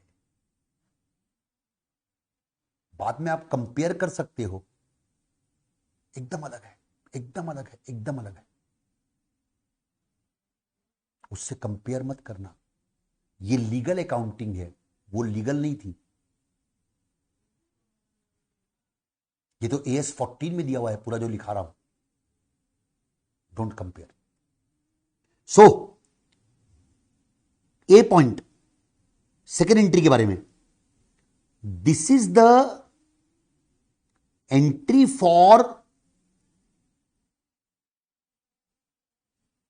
business taken over. Number B, vendor company that is V limited की सारी एसेट्स को इस एंट्री में 1 बाय 1 डेबिट करेंगे, क्योंकि वो asset P limited take over कर रही है।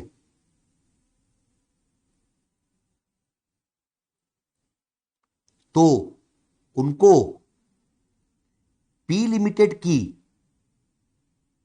बुक्स में लाना है।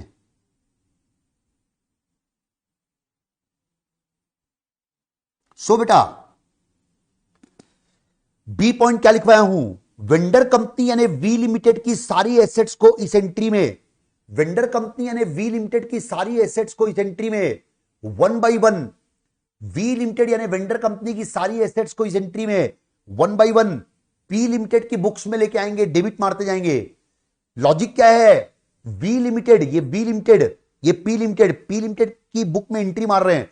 पी लिमिटेड वी की सारी एसेट्स को टेक ओवर करेगी ना, तो उसकी सारी एसेट्स को पी लिमिटेड अपनी बुक्स में लेके आएगी ना, तो उसकी सारी एसेट्स को 1 बाई 1 यहां पर डेबिट कर देंगे।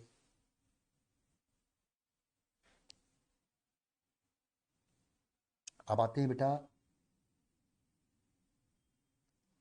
वी लिमिटेड के लाइबिलिटी साइड में।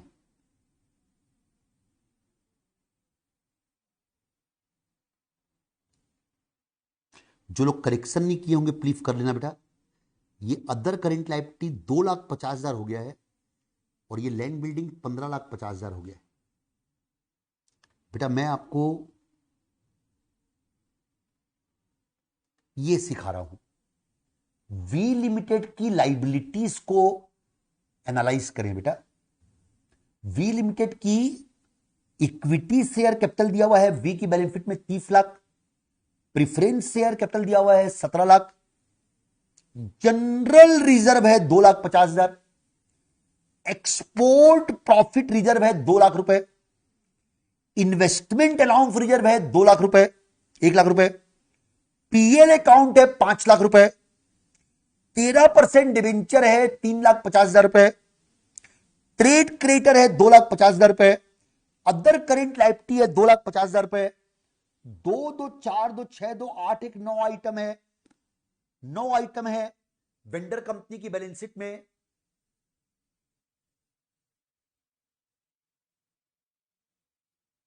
वेंडर कंपनी की लायबिलिटी साइड में 9 आइटम है।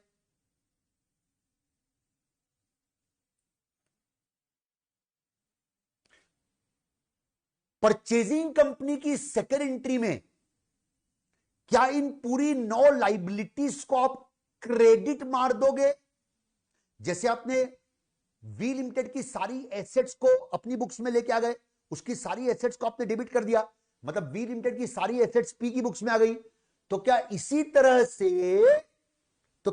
तरह से वेंडर कंपनी की ये पूरी की पूरी 9 लाइबिलिटी, उसकी इक्विटी शेयर कैपिटल 30 लाख, उसकी प्रेफरेंस शेयर कैपिटल 17 लाख, उसका जनरल रिजर्व, उसका एक्सपोर्ट प्रॉफिट रिजर्व, उसका इन्वेस्टमेंट राउंड रिजर्व, उसका पीएल अकाउंट, उसके डिवेंचर, उसके ट्रेड क्रेडिटर, उसकी करेंट लायबिलिटी, क्या ये पूरी की पूरी 9 लायबिलिटीज को अपन इस एंट्री में क्रेडिट कर देंगे? जवाब है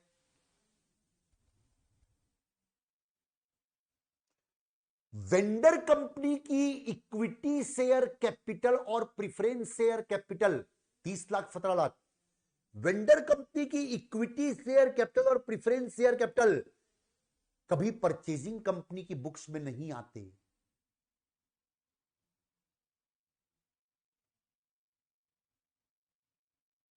क्योंकि उनको तो अपन टेक ओवर थोड़ी करेंगे, उसकी जो इक्विटी शेयर कैपिटल 30 लाख है उसको टेक ओवर थोड़ी करेंगे, उसकी प्रेफरेंस शेयर कैपिटल 17 लाख को अपन टेक ओवर थोड़ी करेंगे, उनको तो अपन डिस्चार्ज करेंगे ना। उन्हीं के लिए तो अपन लोग ये 53,70,000 रुपए का पीसी क्रेडिट मारे हैं लिक्विडेटर, उनको तो 53,70,000 का माल देंगे ना, उसके इक्विटी शेयर प्रेफरेंस शेयर अपनी बुक्स में थोड़ी आएंगे। तो लाइबिलिटी साइड में पहला नॉलेज क्या मिला आप लोग को कि वेंडर कंपनी की इक्विटी शेयर कैपिटल और प्रेफरेंस शेयर कैपिटल कभी परचेजिंग कंपनी की बुक में क्रेडिट मत कीजिएगा।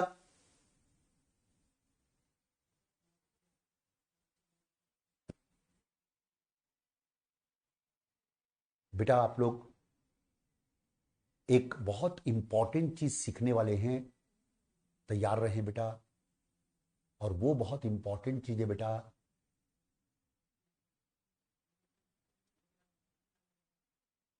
अकाउंटिंग स्टैंडर्ड 14 के अनुसार अगर amalgamation in the nature of merger है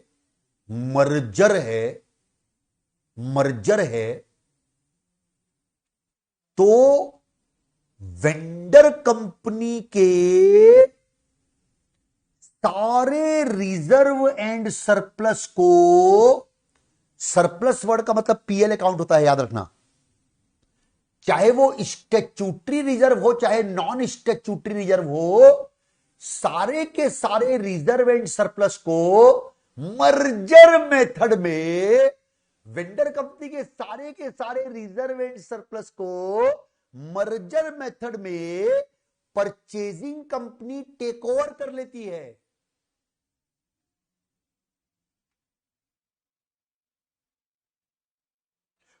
परचेज मेथड और मर्जर मेथड में सबसे इंपॉर्टेंट डिफरेंस यह है बेटा, पहला सबसे इंपॉर्टेंट डिफरेंस मर्जर और परचेज मेथड में।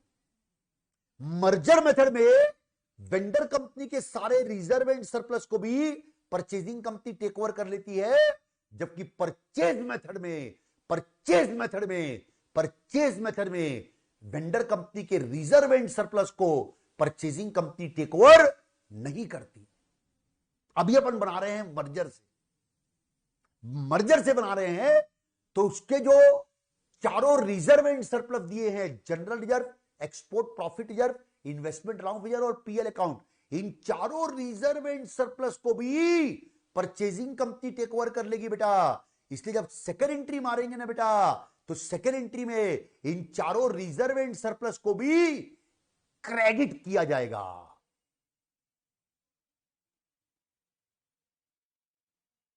और फिर आता है 3 आउटसाइड लाइबिलिटी, यानी कि डिबेंचर, ट्रेड क्रेडिटर और other current liability.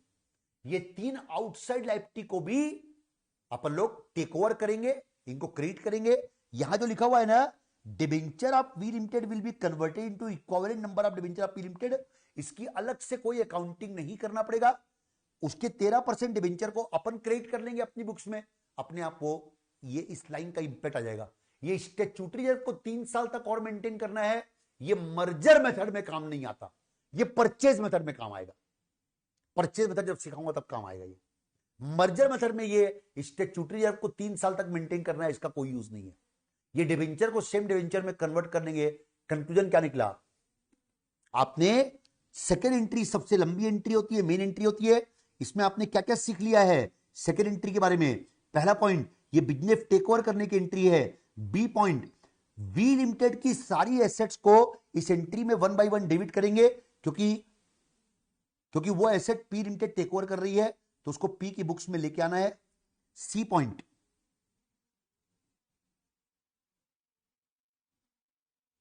We limited की equity share capital 30 lakh and preference share capital 17 lakh को पी लिमिटेड टेक ओवर नहीं करेगी।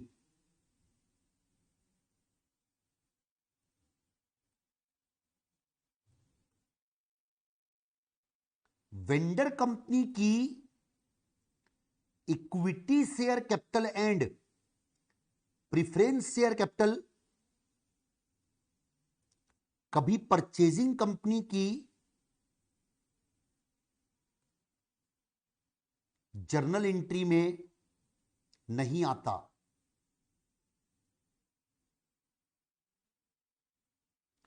उनको तो अपन जो पीसी देंगे वो रिकॉर्ड करते हैं। तो ये पॉइंट नंबर सी में मैंने आपको क्या नॉलेज लिखवाया? वी लिमिटेड की इक्विटी शेयर कैपिटल 30 लाख रुपए और वी लिमिटेड की प्रिफरेंस शेयर कैपिटल 17 लाख रुपए।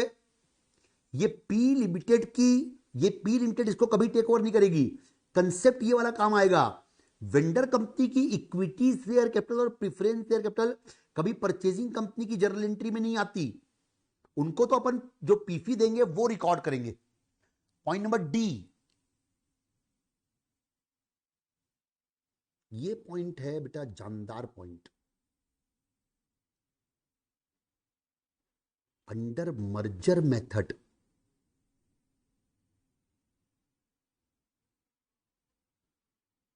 all reserve and surplus of vendor company are taken over by purchasing company.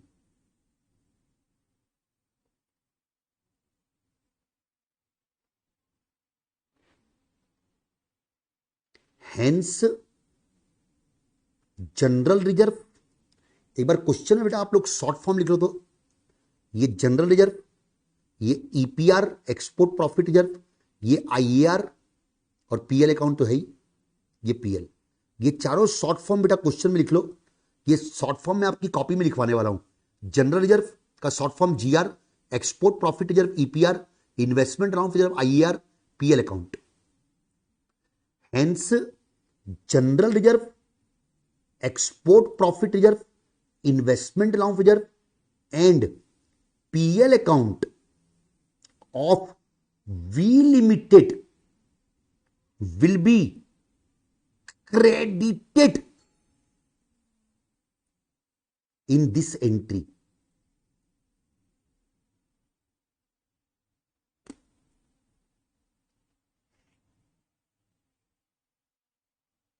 एक बात बेटा मैं आप लोग को बोलना चाहता हूं, हालांकि मैं कई बार बोल चुका हूं, फिर भी एक बार बोल रहा हूं। इस एक बात को सुनने से आपको एक लेवल ऑफ कॉन्फिडेंस आता है, इसलिए बोल रहा हूं बार बार कि मैंने आप लोग को बेटा एडवांस अकाउंट में ये देखिए, ये जो लिखवाया था ना, ये आपको बार बार दिमाग में रखना चाहिए।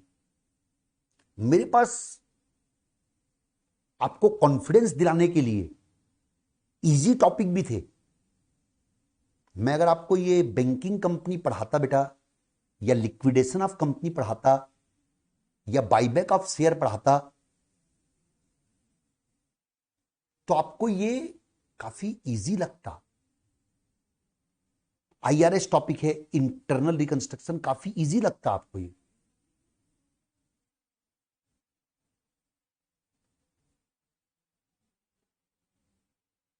लेकिन बात समझना बेटा, मैंने टफ वाला रास्ता पहले चुना है।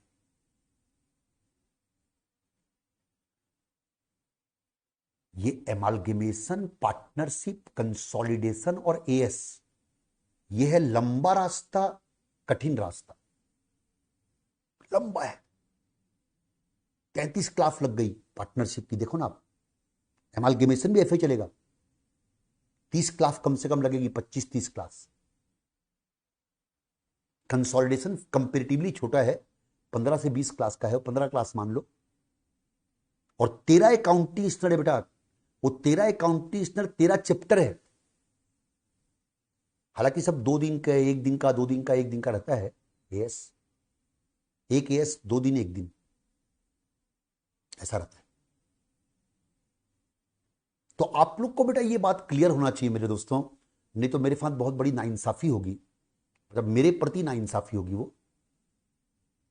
कि मैं आपको वो टॉपिक पहले करवा रहा हूं जिसका एग्जाम में वेटेज सबसे ज्यादा है, भले कितना भी टफ हो, लेकिन एग्जाम का वेटेज के हिसाब से मैं आपको पढ़ा रहा हूं बेटा। ये 4 चीजें हो गई, मतलब एडवांस अकाउंट खत्म। ये 6 चीजें हुई और ये 4 नहीं हुई, तो एडवांस अकाउंट में यू आर नोवेयर। ये 4 चीजें हो गई, ये 6 आपकी बची हुई है, एडवांस अकाउंट में यू आर कंप्लीट। इसलिए टफ चीजें, भले टफ है, लंबा है, लेकिन सबसे इंपॉर्टेंट पहले करवा रहा हूं मैं। A lot of learning. ये पूरा कोर्स जो 6 चैप्टर का है ना, 1 महीने में हो जाएगा आराम से, वो भी, और इजी भी पड़ेगा, काफी इजी है। ये जो इधर का पोर्शन है बेटा, ये 4 महीने का कोर्स है, 4 महीने का। ये 4 चीजें 4 महीने, ये 6 चीजें 1 महीना। तो इसलिए बेटा मेरे प्रति कोई नाइंसाफी ना हो, ये याद रखिएगा बेटा।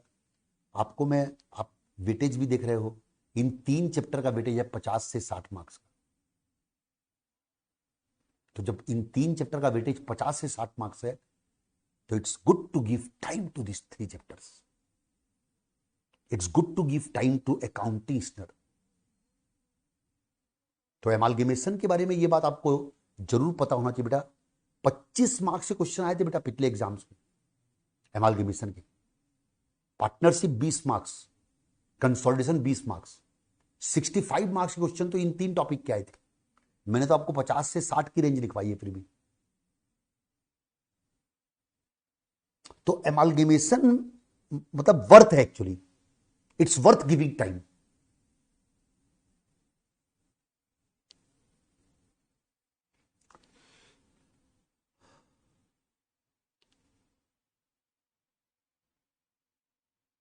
बेटा मैंने आप लोग को अभी तक जो भी लिखवाया है ना बेटा, उसको रीड जरूर कीजिएगा बेटा।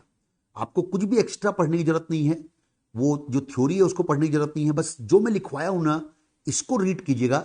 मतलब कल की क्लास में आने से पहले इतना जरूर आपको पता होना चाहिए बेटा कि सर ने हमको क्या क्या लिखवाया है एमालगेमेशन में।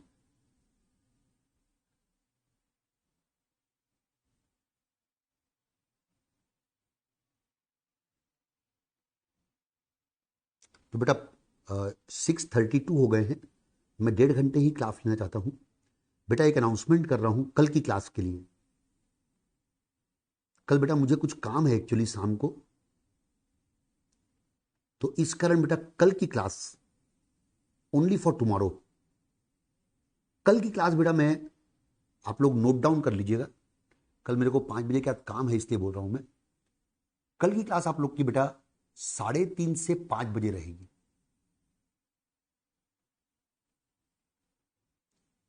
Only for tomorrow. सैटरडे को फिर 5 से 6:30 रहेगी, मंडे को 5 से 6:30 रहेगी।